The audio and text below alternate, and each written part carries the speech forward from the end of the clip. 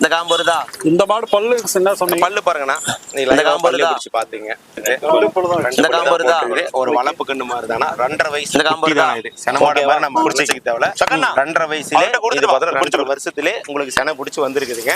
இது ஒரு 10 கண்ணுக்கு அசால்ட்டா வைக்கலாங்கண்ணா. உங்களுக்கு வெயிலுக்கு மழைக்கு எந்த பயம் இல்லைங்க. செனைக்கு வர்றது பருவத்துக்கு வர்றது தைரியமா இருக்கலாங்கண்ணா. இந்த கண்ணுக்கு பால் கம்மியா கறந்தாலும் அடுத்த கண்ணுக்கு இன்க்ரீஸ் ஆயிருங்க.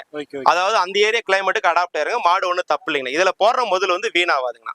இன்னும் எவ்வளவு லாபம் இது? இன்னும் ஒரு 5 நாள் டைம் ஆகுங்கண்ணா.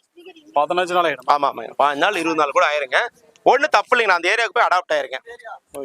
எவ்வளவு கறக்கும் ஃபர்ஸ்ட் இருக்குது? ஃபர்ஸ்ட் இதுக்கு ஒரு 15-17 லிட்டர் சொல்லி கொடுக்கலாங்கண்ணா. 17 லிட்டர் அவங்க சப்ளை பண்ற மாதிரி கறக்குங்க. பிரீடு இருக்குது, நல்ல மாடு லென்த் இருக்குது, நல்ல காம்படியில் இருக்குது. அவங்க சப்ளை பண்ற மாதிரி கறக்குங்க.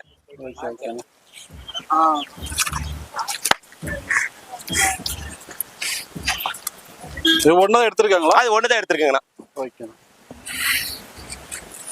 இப்ப நமக்கு வந்து இந்த மாதிரி பிரீட் எல்லாம் எடுத்தப்ப எப்படி நான் வருது விலைங்க? விலையில ஒரு 60 ரூபாயில இருந்து ஒரு 80 ரூபா 90 ரூபா 1 ரூபா வரைக்கும் எடுக்கலாங்கண்ணா.